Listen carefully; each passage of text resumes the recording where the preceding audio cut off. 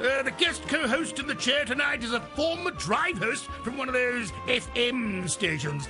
He must be doing all right because he lives in the USA now and has flown back to Melbourne just to be here tonight. Please welcome ex-Australian and movie guy voiceover man, Ant Simpson. Is he the star of that Ant-Man movie? What an intro, buddy. No, I'm not. How are you, Phil? Now, I must tell everybody, we have only just met. We decided to keep it fresh. And so I'm saying hello and shaking your hand. Oh, hello. For the very first time. And I know so much about you, but we want to know more about you tonight. It's going to sort of be like, this is your life, and Simpson, okay?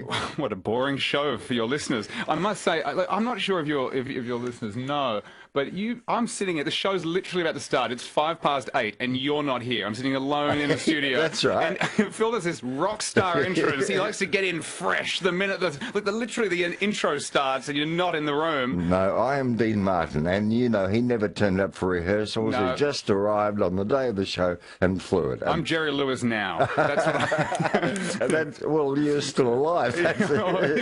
Actually, so's he technically, I think. Did you ever come across Dean Martin, or weren't you in LA back then? Well, I know of Steve Martin. No, Dean Martin. Oh, Dean Martin, sorry, Dean, yes. yeah. No, I wasn't. I've only been there 2 years. His daughter was here last year, Dina, and she was gorgeous. She came out and did sort of, she sings and talked about her dad and showed film clips, and we had her on the show. She was just beautiful. I understand you have a lot of friends in LA.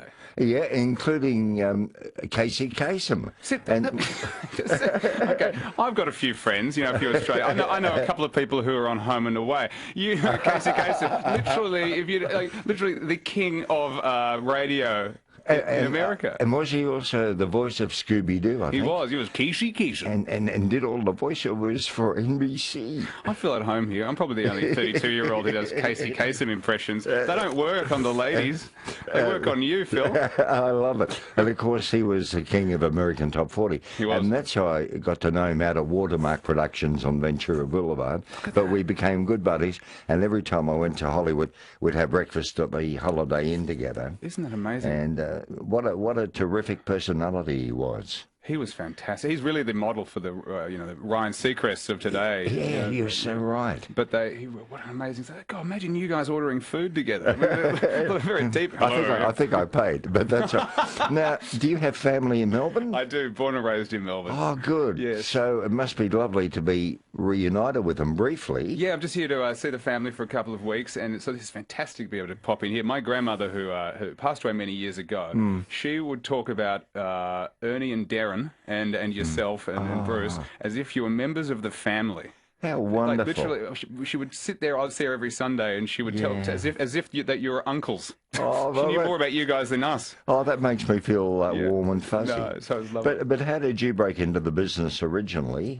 Obviously, you had a radio career before you became a very successful voiceover man in America and screenwriter too. I know. Yes, it's quite ridiculous that I'm over there now. But I fell into it. I was at uni studying law at Melbourne Uni.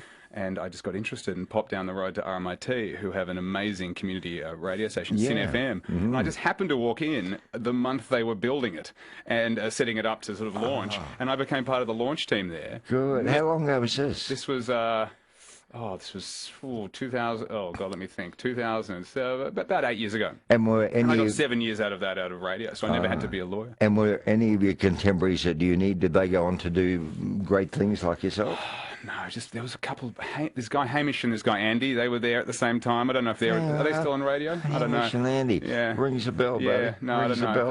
I don't know. Haven't heard of them. But they were there, and a bunch of guys. Look, half the people on radio now. But, yeah. And so what? That was a 7-year stint, was it? 7-year stint. Yeah. So I was very lucky. I didn't have to really work it. I used to say it's the best job in the world. They pay to do nothing until they don't. Yeah, I've never done a day's work in my life. It's wonderful. So you started this shift in 1990, is that right? Yeah, we've been doing it 25 years now. I was 10. Amazing. Where were you at school? Melbourne Grammar. Oh, good. Yeah, so Okay. down the road. Okay. The guy reading the news tonight, Jordan Tumberidge, also Melbourne grammarian. Oh, really? You'll see him at 9 o'clock. Oh, fantastic. And Jason Mariner, the son of David and Elaine Mariner. Oh, right, yes. You know, of theatre fame. Melbourne grammarians. Oh.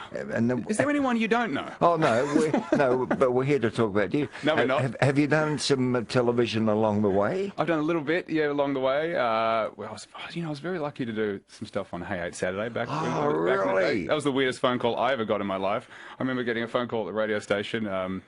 Daryl Summers is online, is on the Hold For You. So I talked to Daryl, and he was just a fantastic guy. So we did a couple of. We have a great track record of working on shows and then them going away for a long period of time. So I was on the last show that Hey I think was ever on. That was amazing. And then the radio station I was on doesn't exist anymore. So I have a real track record. Okay. Oh, well, I hope you're not the kiss of death for Nightline. It's been a nice career, Phil. But when you say hey, was it a Red Faces spot or what were you doing with we did a few Daryl? segments. We're backstage interviewing all the celebrities, and then we got to jump on and do the segments every week. So that How was good an was absolute. that? And then and being able to meet all the guys, it was really something else. Yeah. And who are some of the celebrities that you interviewed along the way for Daryl? Well, I've gone. I can't. Back then, all the musicians whose names escape me. Okay. But I've in my radio time, I interviewed some fantastic people. I think. Yeah. The highlights. I really enjoyed interviewing Sylvester, that tiny man, Sylvester Stallone. That was he was. I think he was tough talent to most people who interviewed him, but we just didn't ask him about his drug scandal at the time, and so it gave us a lot of time.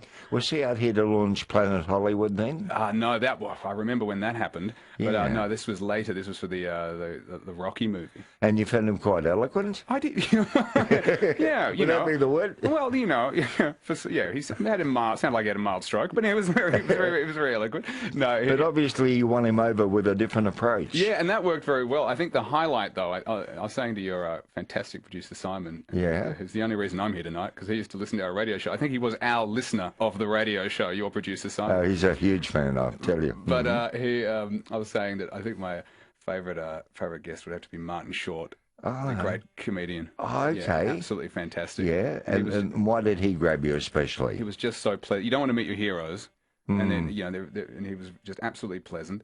And then is that a phone going off? Is it? Yeah, I but think that's Phil's phone's vibrating. Who's ringing you, Phil? Open it up. But it's on silent. I know, but it's vibrating. But who would ring me after 8 o'clock? So unprofessional. It wouldn't have happened on Mix. It says missed call, and I don't have a name there, so obviously. I thought this was a professional operation. No, what is going on? Far from it. Whoever's trying to ring Phil, 96900 693. I'll put you through for me. Do you know who it might be? Could be Bruce, wanting equal time. Bruce who? Do you know, I was in church at the weekend and it started buzzing, but it's on silent. Everyone was turning around and pointing at me.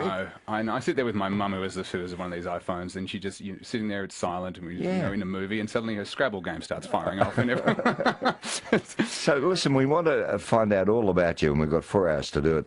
And I know people will want to phone in and chat to you as well. I think we've covered me. Being Tuesday night, we have another guy for you to meet, Doug Ayton, who's a regular on a Tuesday night. Yes. And he'll be in right after this.